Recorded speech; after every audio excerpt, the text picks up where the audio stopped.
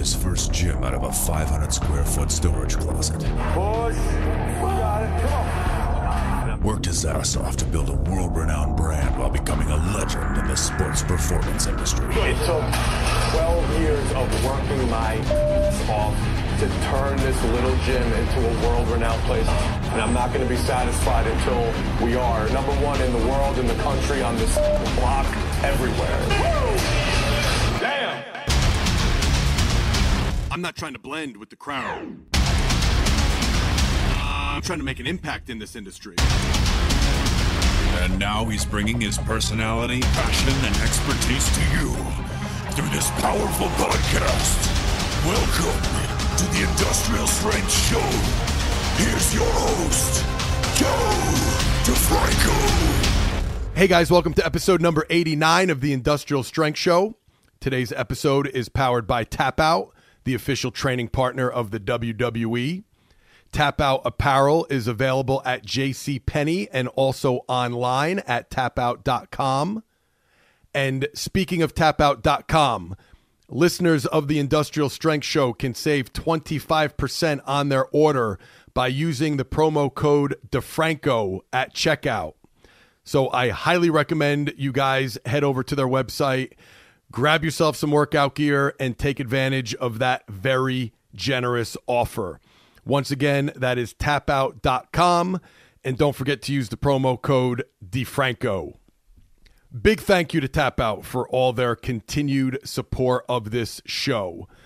And as always, I appreciate you guys for supporting the people and the companies that support this show. So we're all in this big mess together. Appreciate it. All right. Today, believe it or not, there will be no small talk. I have no time for small talk because I just received a text from today's guest and she is ready to go. So I don't want to keep her waiting. She's very, very busy. I think I have exactly 45 minutes with her. She's got a small window, so I want to take advantage of every minute of that because she then has to go film a little TV show called Monday Night Raw, which is a live show, so she definitely can't be late. And anyway, the she I'm referring to, today's guest, is the one and only three-time WWE Women's Champ.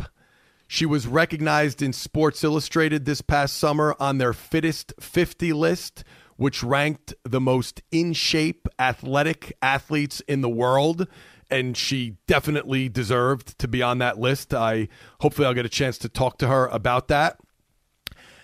And she also happens to be the daughter of one of the most famous people on earth, the legendary Ric Flair. So, of course, I am referring to none other than Charlotte Flair is today's guest on the Industrial Strength Show.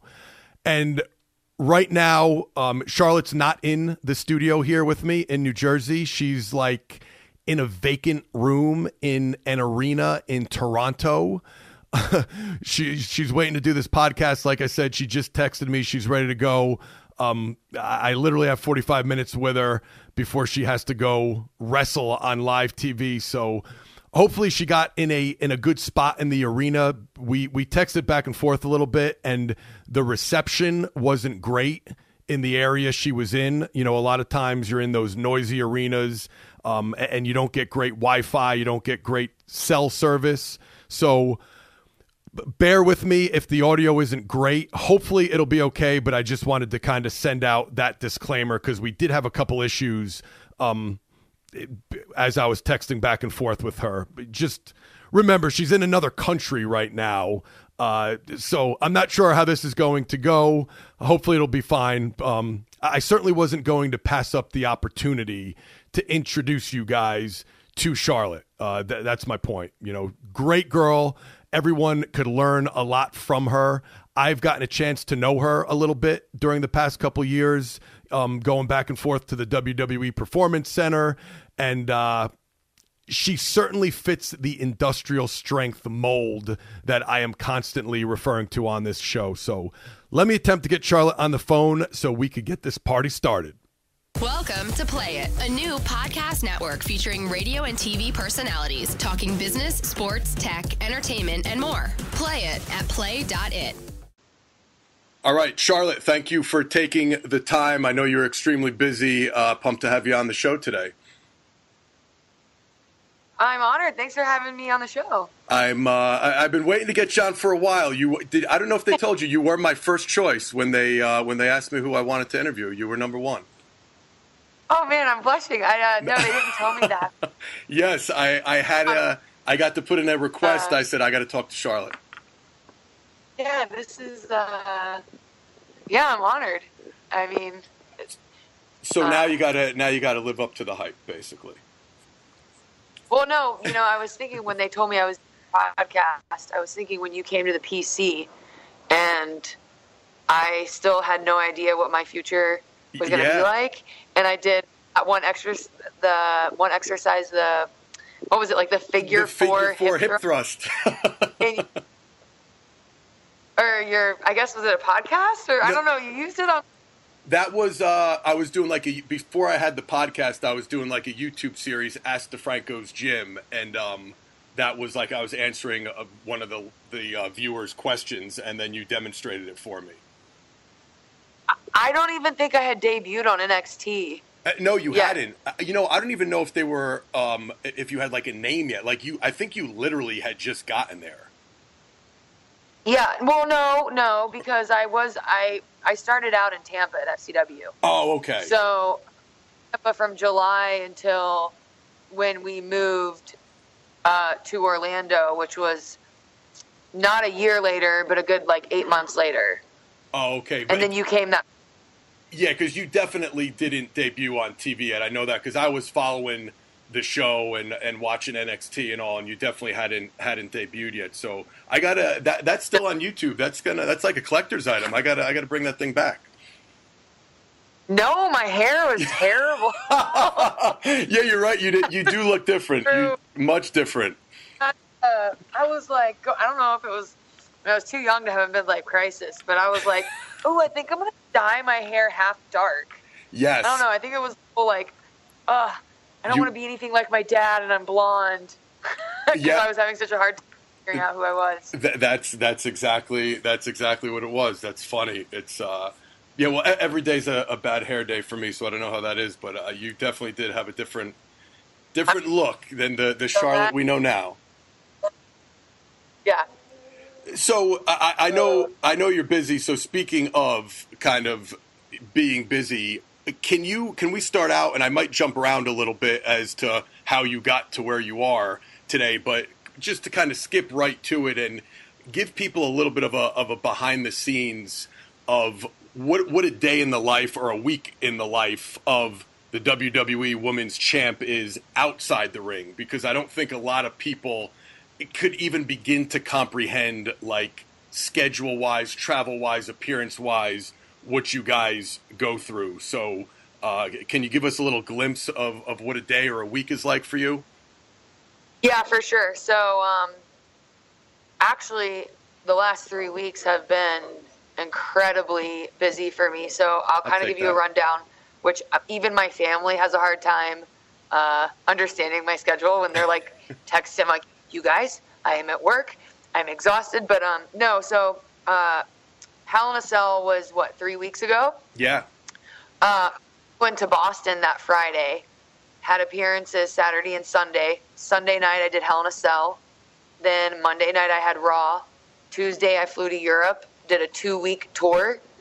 So I flew back to the States last Sunday to Buffalo, had Monday night Raw in Buffalo, then went to Wilkes-Barre for SmackDown, which was 4.5-hour drive. Wednesday, finally back in Orlando after being on the road 2.5 weeks. Got my bags packed, my nails done, went to the gym. Then I had Mania Media all day all day Thursday. Friday flew back out to Toronto, working out that morning. Got to Toronto Saturday, had a USA shoot that morning. and then we had match rehearsals for Survivor Series Sunday, and then I'm here today. So I haven't had a day off yet. That is insane. And like the 1/2 hour you get, you gotta talk to me. I apologize, but that's crazy. And so the reason part of I don't know, but part of being camp, and I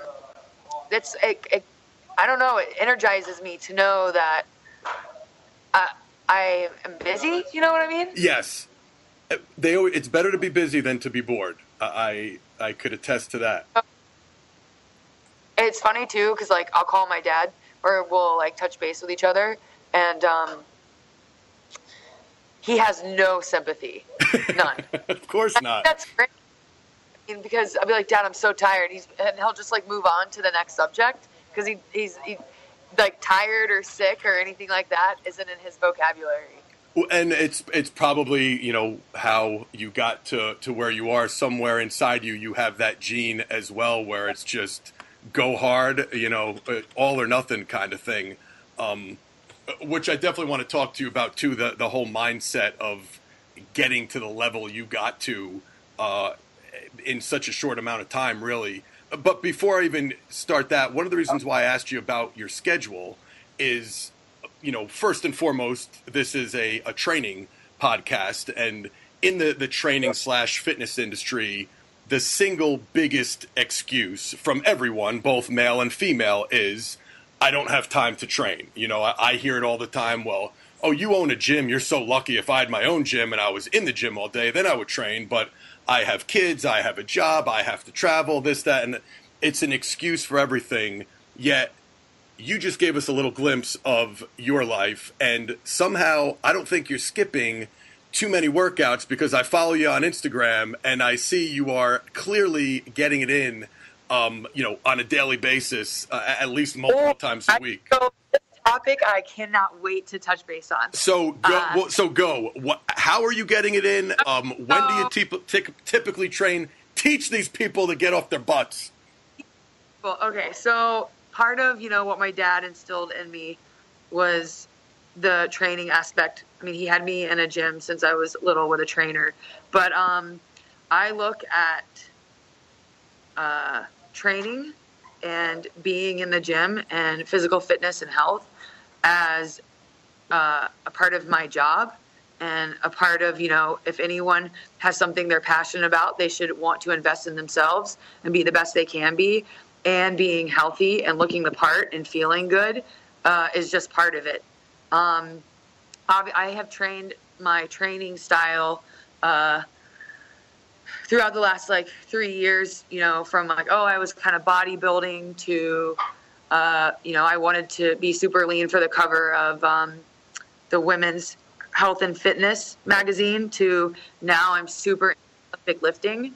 So I'm not really training for looks, which I had to kind of like get to that point in my mind that it was okay, but more for performance and stability. So I have an app where my trainer follows me and gives me my workouts throughout the week, and I have to get my reps and weights. And if I don't, I mark it in this app called Moji. And right now I'm trying to like break certain records at the gym he has for Olympic lifting, but I don't miss a beat. I don't miss a day. Like I will go to bed early on tour just to get up in the morning to go lift, because it's part of, you know, what's given me the confidence in the ring today is knowing that I'm durable, and it gives me confidence. Yeah, and I mean, and it shows. And what's that old expression? If you want something bad enough, you'll make time, and if you don't, you'll make an excuse. And you're certainly making the time because you just have it in you that you want it bad enough, and it definitely shows. Yeah. You know, but can you just, you don't have to give like specific every single workout, but you know, my audience is very interested in that, and especially because what you guys do, and you already touched on it, it's so unique because yes, you still want to have the look. You know, you guys are half naked in front of millions of people every single week, but you truly are professional athletes. Like you need to train for function in order to last in that business. So it's interesting that you've kind of like run the gamut of bodybuilder, then athlete, now more Olympic lifting. And Triple H, it's kind of, he went through that same cycle. It's how we met, because he went through the kind of, now he's in the,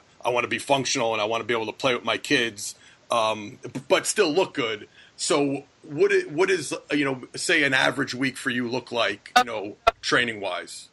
Because training is such a big part of who I am and what I love to do, I'll kind of explain it. So when I started in developmental, I never really paid attention to nutrition. I mean, I always ate healthy, but I never really got into, like, I'm weighing my food. I'm, you know, eating carbs at certain times, or, you know, how much protein do I need? And I really got into that. A year into developmental, when I started to meet some of the bodybuilder girls who came from the fitness world. So I started to notice changes. Like, I was like, oh man, I'm getting a six pack. So I not that I have an obsessive personality, but I was like, I got really into it. Yeah. Then once the main roster, realizing that all the dieting and all the cardio, I was kind of not over it, but I needed something to motivate me in a different way instead of just how I looked. And I was like, why have I always strayed away from being athletic and worried about getting too much muscle? That's what, you know, took me to, maybe I will focus on Olympic lifting, because obviously the reason that I have, you know, gotten to where I am in my career and what's, you know, kind of set me apart from the other girls was being athletic. And I was always kind of not embarrassed, but I never like really embraced who I was as an athlete, just because this business was like, you know, models. Yes. And instead I was like, that's what, you know, that's what people are noticing. They're not saying, oh, she's got a six pack, or, you know, all that has to do with just eating right and moderation. But I was like, you know what, maybe I need a new goal. I need a new fitness goal. So that's when I started Olympic lifting and working on my form, and not really worrying about the weight, but working on form first. Then I was like, you know what, I want someone to hold me accountable, because I got in the same routine of waking up, doing cardio, high reps, low weight. I was like, I need to change this. I need something to challenge me. So I started with the I have a trainer now who actually holds me accountable. And I've gotten better with the Olympic lifts, and I've gotten better with form. So, like, I'm in a 12-week phase right now. Okay. And we'll have a test day. I'm on week 10, so I've got 2 more weeks, and we'll have another test day. But so yesterday my workout was 8 sets of snatches, going all the way up to, I think it's in what phase? Well, I told you week 10. So I started with snatches. Then I went to clean. What was it? Clean and snatch. Then I went to back squats. Then I went to good mornings. Then I went to box jumps, walking lunges. And then actually, there's Triple H now.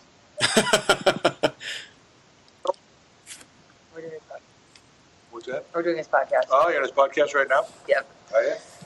So, yeah, that was my workout yesterday, but I had a warm-up. Adding stuff, you do all that. How much you want to bet? I have a video of it on Instagram. Yeah, so that was my workout yesterday. But the numbers are really precise, because when I test in 12 weeks, I want to beat my maxes from the 12 weeks prior. I was going to say, so are you going on those main lifts? You're all going percentage based. It's all like periodizing to that testing week. It's all percentage based. That's awesome. And it goes to show you, like, and not just because I'm in this industry, but everybody needs a coach. You know, like, coaches need coaches. You can't do it all yourself, especially with your travel schedule and all you have going on. Like, you can't get to the next level without hiring a coach, in my opinion. And so I'm glad you brought that up, because I think that's super important. People try to do it all themselves, and you end up getting nothing done. No, like, yeah, go ahead. It's also, and I mean, also it's picking the right coach. But for me, like I'm 30 years old and I'm just like starting my career, and it's not that you have to do this. I don't have to, have a trainer. I know what to do, but Yep. I've been with him for like 4 months. I've noticed a change in my body when I thought I couldn't change it anymore. I couldn't get any more athletic. Like I'm even feeling stronger and more durable in the ring just because I've just switched up my program. Without a doubt, I believe it. And how about a lot of people are interested in this because, again, how unique what you do is. With every other sport, you strength train, you do your quote-unquote cardio, your workouts, but then you have practice. Where with you guys, I know you're on the road and you do house shows, so you're getting your practice there, but for those who don't follow wrestling that closely that are listening to this, Charlotte does some crazy athletic stuff like moonsaults, onto the concrete floor and which is basically like a backflip onto concrete on another person. She's doing some crazy stuff. When you're going into a big match and you have a couple spots like that, is that something that you're able to practice, or you just go, you know what, I'm going to take my athletic ability and the adrenaline of the crowd and do it, and hope for the best? So I was a gymnast for 10 years and then transitioned into basketball and volleyball. And I think because my dad had me in so many different sports, and plus I was in gymnastics for the longest, that's why I'm able to do those things. So I don't think it's just because I'm athletic, if that makes sense. I think it's just I already had like somewhat of an outline, and Yes. with wrestling, if you played, other sports or you were never a gymnast, I was just able to easily incorporate that. And to wrestling doesn't have to be acrobatic, so when you can add that acrobatic element to the ring, it just makes for a cooler story. Yes. But so for you, that isn't something you have to actively practice anymore. It's kind of in you, and you pull it out on when you want to. No, but that's the thing about wrestling. The reason I don't really do it often, because if you're the best matches are the ones that are story based, right? Yes. And emotion built. So it's not about the moves. And I'm the bad guy, and I'm bigger, stronger, faster, right? So you wouldn't see the bad guy, doing cool things. Like that's cool. Yeah. Like, there's no need for People girls like to it do, too like, much, right? And you don't want so much for them to cheer for you because you're the bad guy. Here for you, and two, if the story is that I'm bigger, right? There's no need for the bigger girl to do this like flashy move. Gotcha. So I just do it once in a while, with big matches that have, more eyes on them or, higher stakes. But as being a bad guy and having, that platform to cheat, to, use objects or use, my protege who's on the floor, like right now I have a protege. Yeah. I'm teaching, so I can use her to cheat. So it just depends on what the story is. Gotcha. So, yeah, go Because ahead. No, I don't have to practice just because I was a gymnast until middle school. I know the levels are different now, but I was a level 9. I was probably a summer away competing at level 10, which is extremely high. Wow. Yeah. So, Well, to give you a shout out, for those who don't know, Charlotte was listed on the Sports Illustrated had the fittest 50 this summer, and I was fortunate enough to be on the committee. There was a couple strength and conditioning coaches and like sports scientists, and I'm not saying this because I want credit. I nominated you on there because you deserve to be on there. The first time I saw you train at the Performance Center, and I'm not trying to blow smoke, I've been around a lot of professional athletes and high-level athletes. I was there for 3 minutes, and I was like, who's that? Like, that's one of the best athletes I've ever seen. And I tell it like it is. If it wasn't true, I wouldn't say it. And so that's why I felt you deserved to be on that list. And when I put your name in there, they sent back, and said like, well, we don't do wrestlers because it's entertainment. And I had like a whole little thing with them behind the scenes. But to their credit, you probably remember, I texted you and I was like, can you give me a rundown of all the sports you played as a kid? Because I was so embarrassed. I was like, dude, I was in diving. I even took river dance with tap and ballet. Like, I was like, he's probably gonna think I'm crazy. No, but that list was so extensive. I sent him that list, and then I sent a couple clips from YouTube of your matches. And 3 days later, the Sports Illustrated Fittest 50 came out, and Charlotte Flair was on that list. So, it couldn't be denied. And again, I'm not bringing that up for any other reason than A, you deserve it, but B, can you just, and I know you don't want to feel like you're bragging, but this is a training podcast, and one of the things I talk a lot about is younger kids. It is important to expose them to as many different activities as possible while they're developing their coordination and their balance, and that time like before puberty and when you hit puberty as a kid. It's important to just expose yourself to as many different things, and that's usually what creates the best athlete. It's not the crazy parent who makes his son or daughter do one sport from 3 years old on. So can you just kind of give a quick rundown of all the sports you played growing up? Holy cow. The top ones you could fit in 5 minutes. For, being the way they were growing up, even if there were times that, I was, especially when I got to my teenage years, I was like, Dad, I don't want to go to training. I want to hang out with my friends. But, no, so in kindergarten, preschool, I had already started in tap, jazz, and ballet. Yep. So I was with a company called Fancy Feet in Charlotte. Then when I was in dance, they started me in gymnastics at International Gymnastics. I didn't cover you, sir. Oh, thank you. Thank you, sir. With International Gymnastics. And then from gymnastics, the coach knew a lady that taught river dance. So I actually took river dance lessons. You know that crazy dance? The Irish jig? I never knew anyone that actually did it, but I do know what it is. Yeah. So they did that while I was in gymnastics. So when I got to then 6th grade, I started to get really tall, and my dad was like, man, I really want her to, start in basketball. So when middle school came about, I went another 6th grade year, just gymnastics.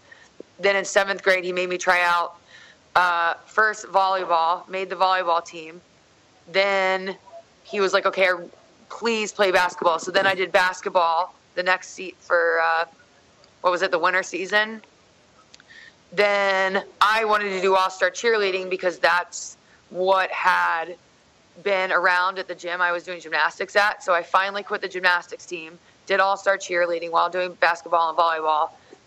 Then when I got to 9th grade, my dad was like, you have to make a choice because I want you to play in college, whatever sport you want to pick. So I had to give up all-star cheerleading.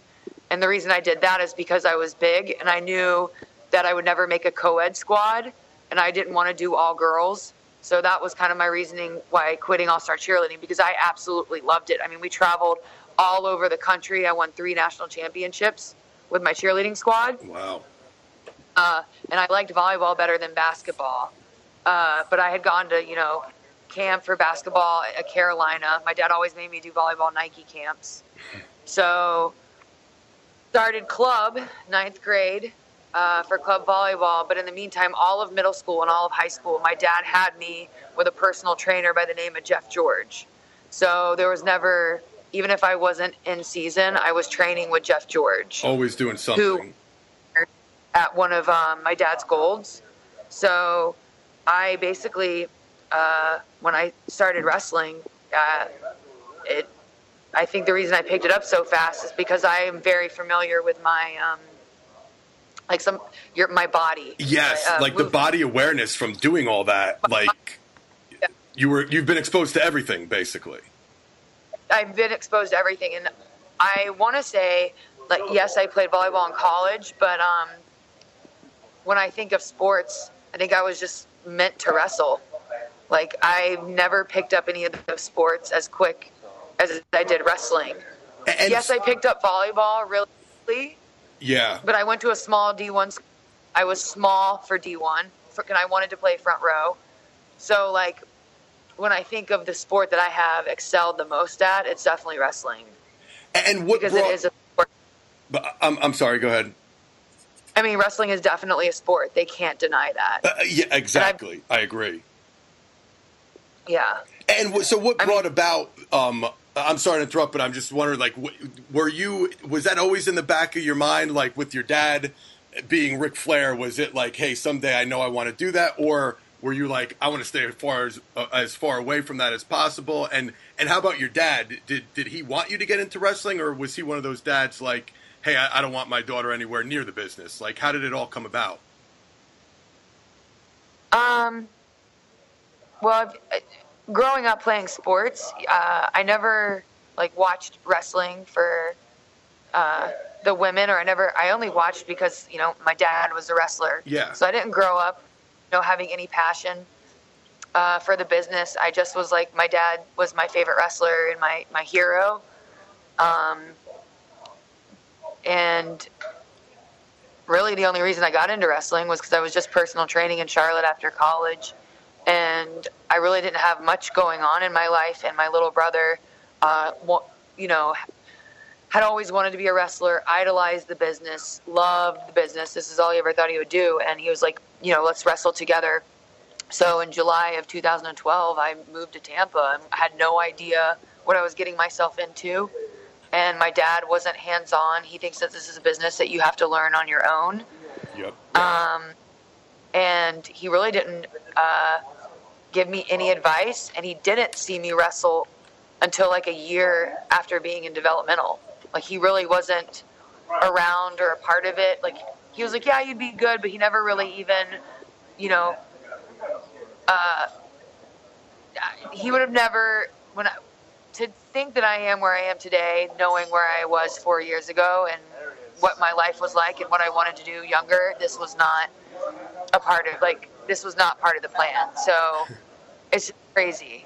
Well, you definitely made the right decision, and are a huge component of, for those who are a little familiar with wrestling and follow wrestling.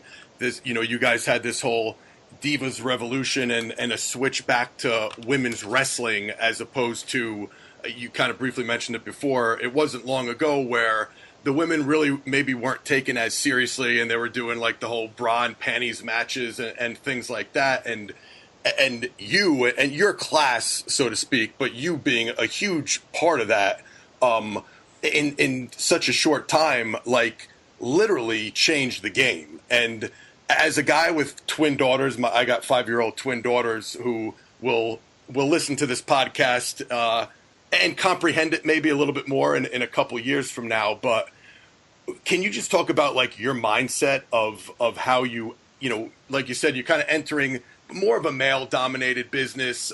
Your dad's a legend in the business, but you go in there and, you know, in such a short time, I don't know what else any other expression to use, but you literally changed the game when you weren't really supposed to, so to speak. Like, the women were just kind of they were the bathroom break, and now you're the main event and doing things like Hell in a Cell and groundbreaking type stuff. Like, what, you know, did you always have that vision? Like, I'm going to come in here and I'm going to make some noise, or has it just kind of happened? No, it's like when I try to explain to people, like, you even met me when I was just starting out. Like, I'm not the same person I am today. Yeah. That I, you know, 3 years ago. I needed, I don't know. You can believe in fate or destiny or whatever, but I really only started in this business to be with my brother. Like, but I wanted to take care of him. I wanted to get him on the right path. So when I started, I had no idea what I was stepping into, but I got there, and I met a bunch of women who were so passionate and so talented and wanted to change the game. And a lot of them had prior experience from the independents. So from hanging out with them that first year, from, you know, them kind of showing me the ropes and picking things up and learning about the business and the passion for it that they had, it kind of, I was like, oh, wow, I love this too. Like, what have I been missing out on? And then, I started to like get into it. I was like, oh, I really like this. So then I remember there was a time that we had a showcase where all the top dogs from the main roster came down to look at the developmental talent. And at that time I wasn't in the match. I was sitting in the crowd, and like the crowd meaning like with the other talent who wasn't being used. And I was like, oh, I don't like like I'm a like, no, because I looked at it as, because I have an athlete mentality, I was like, oh, I don't like being sidelined. Like, I was always the captain. I was always a team leader. I was always the fastest. I always, like, won the blow-up drills. I was like, this is not happening. And ever since that day, I never liked that feeling. So I was like, God, these girls are going to surpass me because they have all this experience and I had nothing. So once I started to,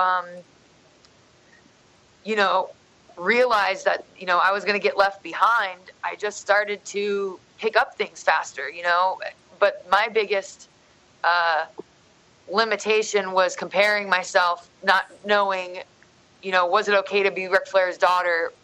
The do's and the don'ts. I was damned if I do. I was damned if I didn't. Like, I didn't know how to be just my own person. Yeah. Because everywhere, just Ric Flair's daughter. So that took a whole nother, direction in terms of like, no, I'm Charlotte, and I didn't get here just because of him. Like, you guys aren't doing I'm beating everyone in the blow-up drills. Like, I want this. I didn't get a handout. So then it took like the chip on my shoulder, people never thinking that I deserved to be there, to wanting to prove that I deserve to be there, then getting on the main roster and just like saying, debuting as a good guy, and that's not what my character was meant to be, and feeling the frustration and getting booed and then being like, oh, you want to boo me? I'll give you something, to boo me, and then turn to a guy. It's been such a journey, but it all boils down to being competitive and wanting to be the best. And, coming from team sports, I really understand that when it comes to our business, it's a team effort. And yes, there are individual characters, but the key components are working together to make the best match and make the best product. And I understand that. And my dad definitely instilled that in me. Very cool. And so, you talked, would you say one of your best attributes, non-physical attributes, because we know from a physical standpoint, you're super gifted, but from, kind of what's inside you that generated that success and so quickly, do you think your best attribute is your competitiveness? I want to be the best. I don't like being second. Like, I don't care what it is.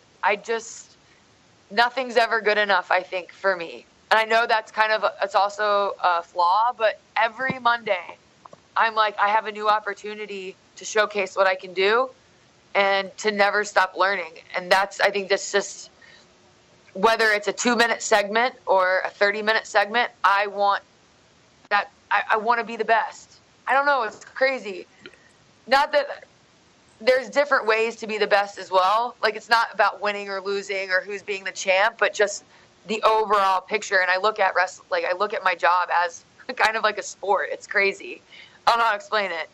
But, listen, I don't think there's anything wrong with wanting to be the best, and a lot of people are afraid to say like, oh, I hate to lose, second sucks kind of thing. No, it does. Like, most successful people have that attitude. Like, maybe I'm old school, but I'm not all. It sounds like your dad would be the same way. Like, I'm not into the whole participation trophy thing. Like, there's winners and there's second place, and you might take second every now and then. Like you said, when you came in, you were on the sideline.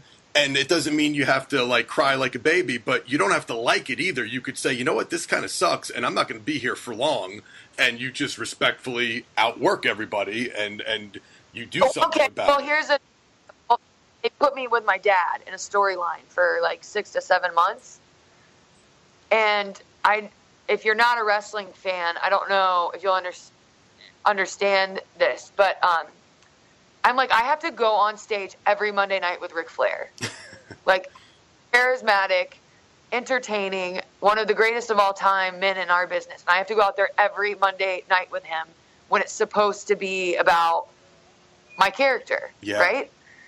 So I didn't look at it as like, hey, I'm going to the ring with my dad. It's like, no, I have to walk to the ring with Ric Flair. And in a business mindset. So I'm like, I have to own that moment. I have to make everyone think that I'm a star as well. And that really was something that I took to heart, and a challenge to say, like, no, like, I'm going to take this TV time and make the best of it and turn my, show people that I don't need my dad out there. Yeah. Like, I get he's not going to be the focus. I'm going to be the focus, because I know they used him as a tool for me. But at the same time, I could have easily been overshadowed at the same time. Oh, without a doubt. He's my dad. Exactly. I'm not looking at him as my dad. I'm saying, like, as a character in this business. That's how I felt. And without a doubt. And I think the thing that speaks volumes is you talked about, maybe some people that aren't as into wrestling might not get it. But the fact that even if people aren't into wrestling, they know who your dad is, and that speaks volumes about how big of a character he is and how hard it is to do what you did, So I just got one. Yeah, go ahead. No. I was just going to say, he, speaking of, like, sports and strength and conditioning, that's always been something that he's been interested in, and a hobby. And I think maybe that's why it's just carried over into my life and been such a part of mine, is because that's what he like lives for, going, and watching sporting events. Yeah. And listen, I kind of, the other thing I forgot is how we also met is I always thought it was the coolest thing how you and a couple other girls and a couple of the guys took our CPPS certification course when you were when they first opened up the Performance Center, and I thought that spoke volumes. How here you guys are trying to make it in the wrestling business, but you were still on whatever I think it was. I think the rest of the roster had 2 days off. You guys came in and took a intensive, like, 20-hour course for the weekend just to learn a little bit more about training and taking care of your body. And I remember thinking to myself, like, that crew right there, that says a lot, because most people would say, like, screw this, I'm taking the day off. But, for you guys to do that, I thought it showed a lot about how much you care and how bad you wanted it to just do that extra, doing that extra kind of stuff. Oh, yeah. Well, I mean, it's just part of, I don't know, it's just ways to get better, I guess. I don't know. I was interested in it. And I know a lot of the other, like, Jason Jordan, who's on the album from SmackDown, did it with me as well. And I think, I'm drawing a blank who else was there. But, I mean, it's just kind of what we're into. And he wrestled in college, so. Yeah, and he was just coming off the knee injury, I think. So he was trying to, like, speed up the process and learn new ways to just rehab and take care of himself. And now, I see him every Tuesday night on my TV. It's cool to see that hard work pay off. And the last question I wanted to hit you with before we finish up is just, speaking of your success, and we talked about your attitude and your physical attributes, but a lot of successful people, they talk about, like, their routines. Like, a lot of, you hear a lot about morning routines and who likes to meditate, who likes to write their goals down the night before. Do you have any routines that you attribute your success to, that you kind of do day in and day out in the morning before you go to bed, or no?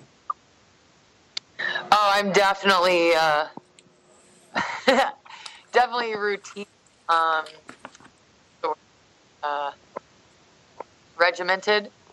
Well, like I said, I'm always on the road. So I have my Moji app that my personal trainer puts all my workouts into, and he tracks, my progress and where I'm at, and tweaks if I don't get my back squats that day, or if I'm sore.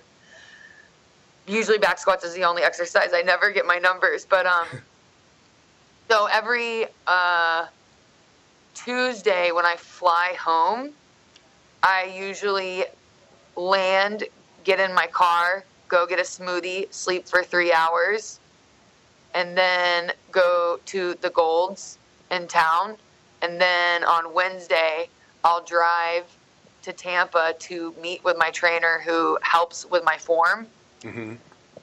And then I'll drive back to Orlando. And then Thursday will be spent depending on if I want to go shopping, if I need my nails done or whatever I need for gear, or I don't know, any essential thing. And then I'll go to Thursday night to dinner with my girlfriends who live in town. And then Friday, I will get on the plane. I'll land. I will Yelp the closest Golds or gym, go straight to the gym, leave the gym, go to a Whole Foods or a Fresh Market and get my food for the weekend. I'll go to the show, drive to the next town that night. Saturday, I'll wake up. I'll find like a popular omelet breakfast place, get my 6 egg white omelet filled. Go to the next gym that I can find, Golds or CrossFit, and then go to the show, do the same on Sunday, do the exact same on Monday, and then Monday night have Raw, fly home Tuesday. The only thing is my program has gotten heavier with weights. So right now I'm only lifting 4 days a week. And if I want to, 2 days a week, I'll just sprint or do high intensity cardio for 20 to 25 minutes. That's it. So it really depends on the days, but sometimes I'll start my weeks early just because I like lifting on the road because it gives me something to do, and that's kind of my routine. Yeah. Even though I try 2 or 3 days on, 1 day off, even though my trainer prefers 2 on, 2 off, but it just depends. But that's my routine. So your whole life is I'm basically overseas. a routine. It's got to be. Yes. There's nothing out of, that is basically it. Every minute is accounted for, basically. Everything. Like I have to plan.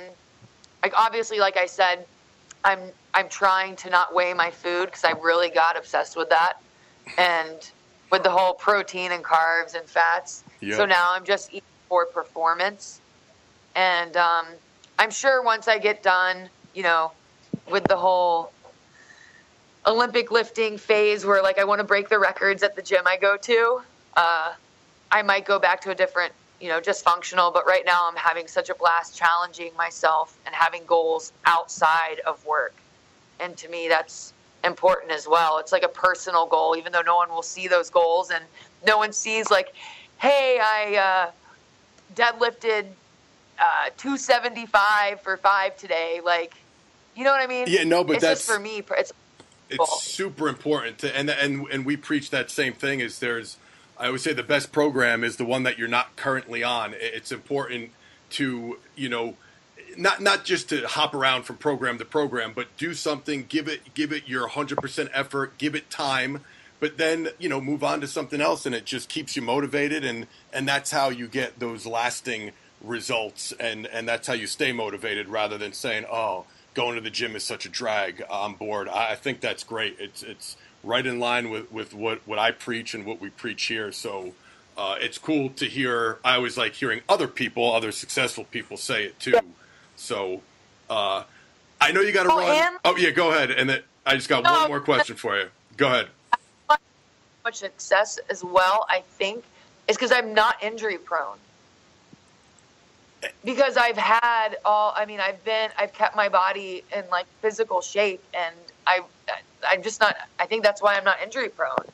It's because I have taken the responsibility in terms of functional training and performance, and I stretch now, and which I never did before. Like, I take the time to cater to those needs. And you built a tremendous foundation, like your foundation as a young kid. I would still say that's what laid that foundation for everything you're doing now. You exposed your body to so many different movements, from the dance to the volleyball to the gymnastics. Like, you've exposed your body to so many different movements.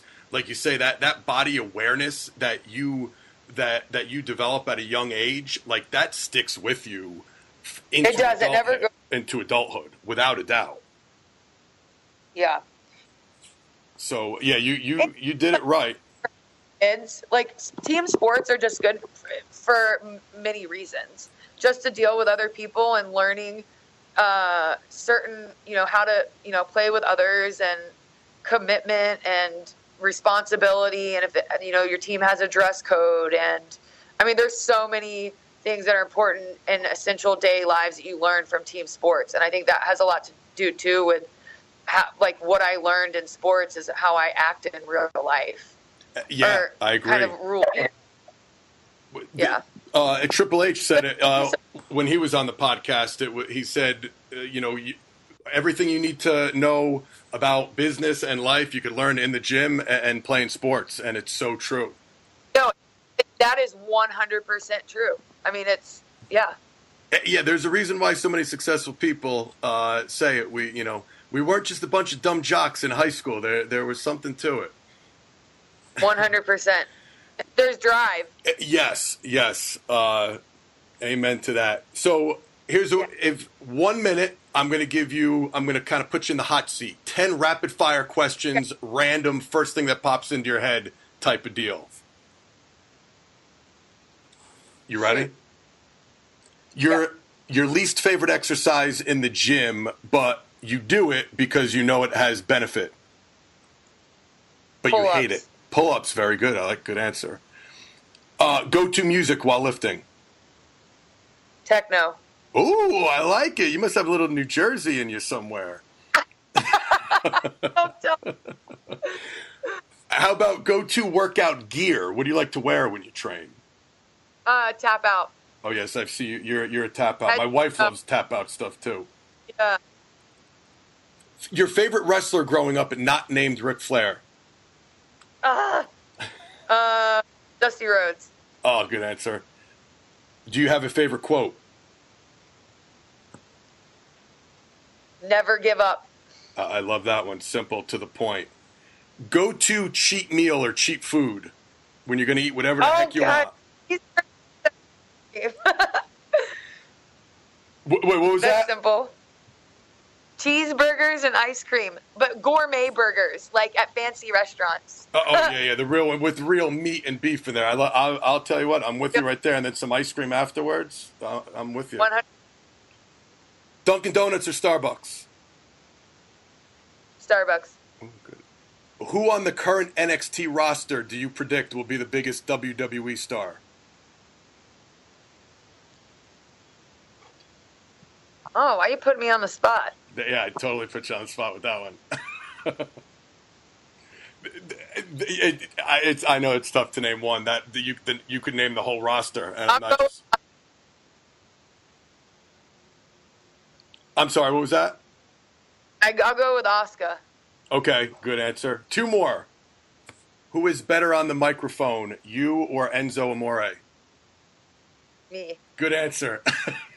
Who's more intimidating? More intimidating, Triple H or Stephanie McMahon? Stephanie McMahon. I agree. That's all I got. I hope you tell him that. I'm going to see him Wednesday, and it's going to be the first thing I tell him.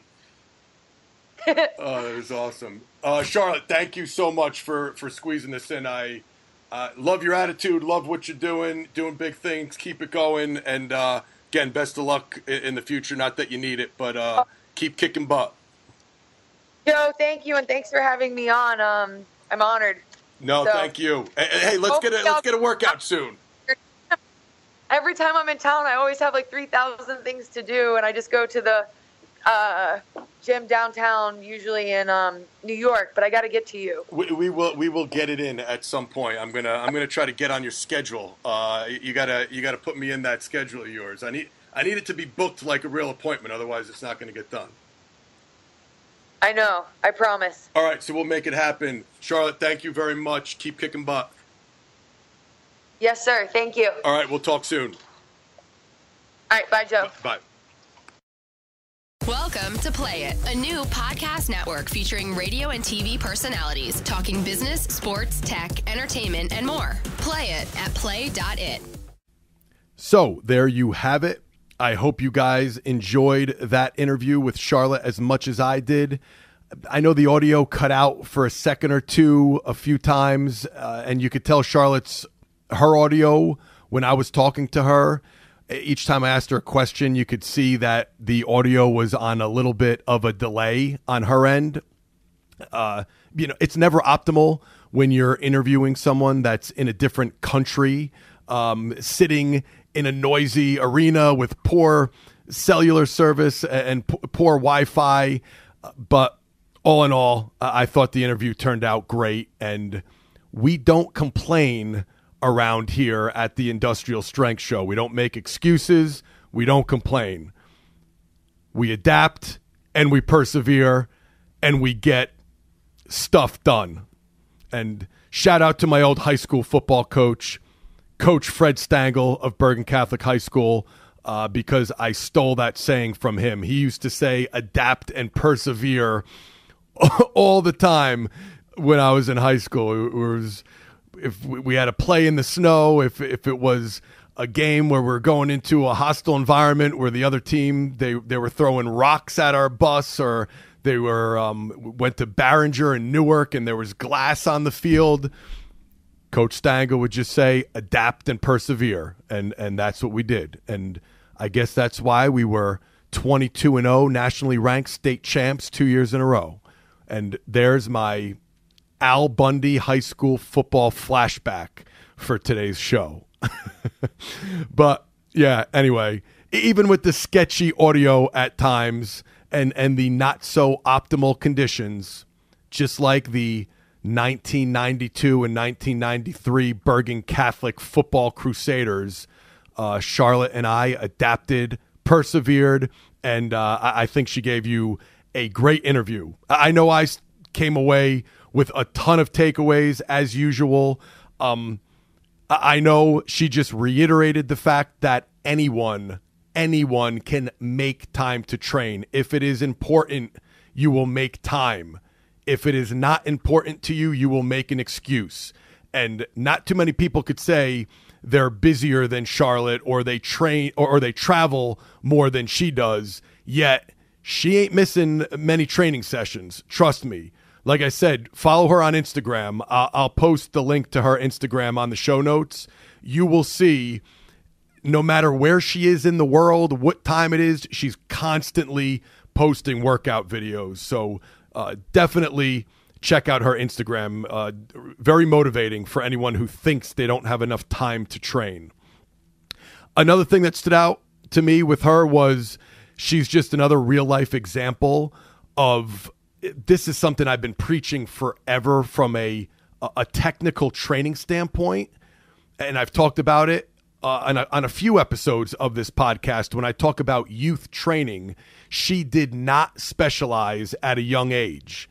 And I talk about that for 20 years. I've been saying I don't think kids should specialize. They should be exposed to as many different activities as possible when they're young. And her dad, Ric Flair, knew what he was doing. He exposed her to literally like a dozen different sports, and look what happened. She built an amazing foundation to now at 30 years old, she could pretty much do anything. You know, she talked about, she picked up wrestling very easily. It takes people, 3, 4, 5 years before they would put them on TV for their first match.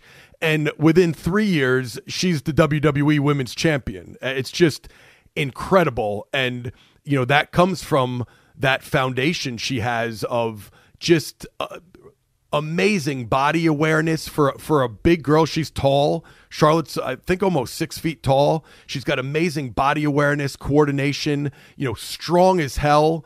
But surprisingly, her relative strength is amazing too. Like her strength in relation to her size and her body weight is incredible. I've seen her do the rope climb a rope to the ceiling, chin ups. I've seen her the very first day I was at the Performance Center. The thing that caught my eye was she did a 42-inch box jump. And I don't even know, she could probably do a lot more than that now. But I just remember saying, like, wow, that's amazing. For a woman, 6 foot tall woman, I could see her being strong, just maximal strength wise, but to be able to jump high and do a lot of chin ups and climb the rope and do a lot of gymnastics type maneuvers. It's just an incredible combination of everything. And she also talked about her resiliency. She doesn't get injured a lot. And I believe that's because she's been exposed to so many different movements and skills. If she lands awkwardly in the wrestling ring or she gets hit in a weird way, her body is used to all these different movements and all these different skills. So what might break another woman, she's fine. So definitely let that be a lesson. Any coaches out there that work with young athletes, prepubescent kids, and also just the parents out there of young athletes, man. And I'm talking to the parents because sometimes the parents are the biggest problem. They all want, little Johnny's going to be the next Michael Jordan. So I'm going to have him play basketball and only basketball from the time he's 3 years old on, or he's going to be the next Tiger Woods. Like that 99.9% of the time that doesn't work. Charlotte is the epitome of what I've been preaching the last 20 years. And it's non-specialization for kids. And again, it's one thing to hear me talking about it, but that's why it's great when, you just met a real world person, real life, what could happen when you expose your kid or kids to many different sports and many different skills. I'm not saying they're all going to grow up to be Charlotte Flair, but you're building a much better foundation for your kid to be a better athlete and to be less prone to injury when they do get older and it's time to specialize. So huge, important lesson for all you training nerds out there. If you don't care so much about the stories, if you're not a wrestling fan, that in and of itself should have been a reminder about, proper youth development and youth training. What else stuck out to me with the interview? She is yet another successful person with a routine and someone who plans ahead. And I would say this, I don't think there's a successful person out there who, just wakes up and says, let me see where the day is going to take me.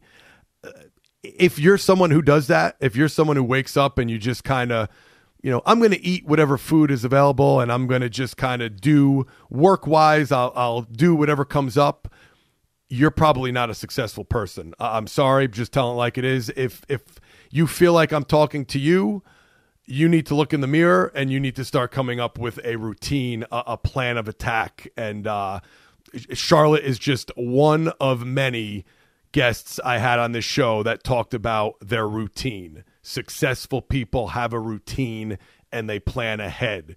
They don't just aimlessly wander through the day and see what happens.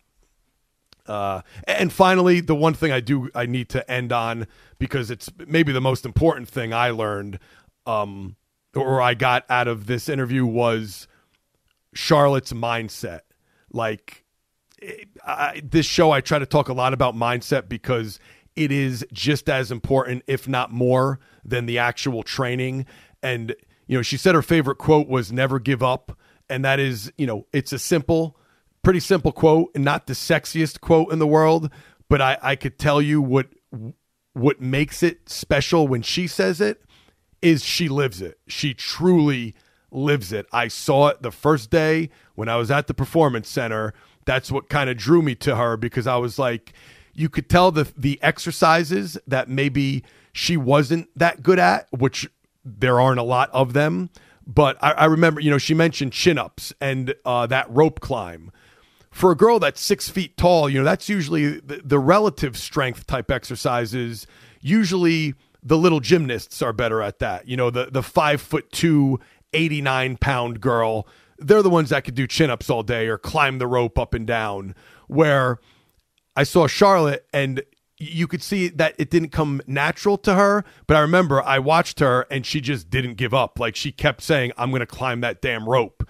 And she didn't want to hear, well, for your body type, that's really not your thing.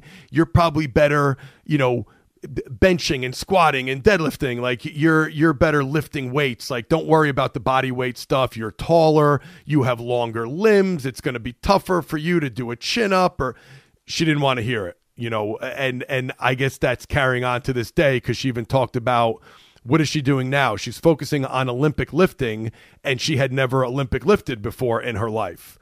And you guys have heard me talk about, I don't think Olympic lifts are bad. I just don't use them a lot because they're so hard for athletes to get the technique down and to do them properly. And again, she's the epitome of never giving up. Yeah, they might be tough to do, but she is obsessing over them and mastering them at this point. And again, if you follow her on Instagram, you could see she's getting pretty damn good at them. So never give up. Perfect quote. That mindset of, I'm just not going to give up. Don't tell me I can't do it, because I will just outwork you until I can do it. So love that attitude. Charlotte, if you're listening, maybe when you're done with the Olympic lifting program, we might have to get you on a little Joe D program next. Just throwing the offer out there. I'd love to experiment with you and see what kind of a freak we could create. Anyway, all in all, great guest, great podcast. I got to say, I just feel fortunate to have this podcast, because it's just such a great excuse to make me stop, sit down, and talk and listen to other successful, motivating people. Gives me an excuse to get them to talk to me. Thankfully to you guys listening, because I have a large audience and they know their voice will be heard. It helps me get some really great guests on this show. So thank you guys for listening. It's a big reason why I'm able to get such great guests on. But, I benefit from the show as much as you guys do. So hope you enjoyed it. That's going to wrap it up for today. Once again, quick thank you to Tap Out. Don't forget to check them out at tapout.com and use the promo code DeFranco. And finally, I want to end today's podcast by making a quick announcement, and I will expand much more on this next week. But I wanted to let people know, some of you that follow us closely, you may have seen online that Cameron Joss has moved back to New Jersey. He is back, and we are taking on very few, but we are taking on some clients at my private facility in New Jersey, in East Rutherford, New Jersey. So if you are interested, email Jen at defrancostraining.com, JEN, 1N. Email Jen at defrancostraining.com, and you can apply for a spot in our program. We are only taking about 15 to 18 clients. You do not have to be a competitive athlete. We do have 4 of those spots are already filled with NFL guys. So we're only looking at about 12 to 15 maybe spots left. So if you're interested, all we ask is that you are serious. We're not just training anybody off the street. That's why the address of the gym is not public. We're not looking for people walking off the streets. We're looking for serious athletes and individuals that are looking to train with a purpose, get some of the best training in the world, and take yourself, take your mind, take your body to the next level. So if you're interested, email Jen at thefrancostraining.com. I'll talk more about what we got going on here and just more about the future of the DeFranco brand, going in a little bit of a different direction, but not so much. But I'll talk about that more next week. For now, thanks for listening, guys. Keep sharing the show. Send it to a friend. Send it to a family member. Really appreciate everybody's support. And hope to see you back here next Thursday and every Thursday for new episodes of The Industrial Strength Show. Thanks again for listening, guys. Talk crazy kids next week. Peace.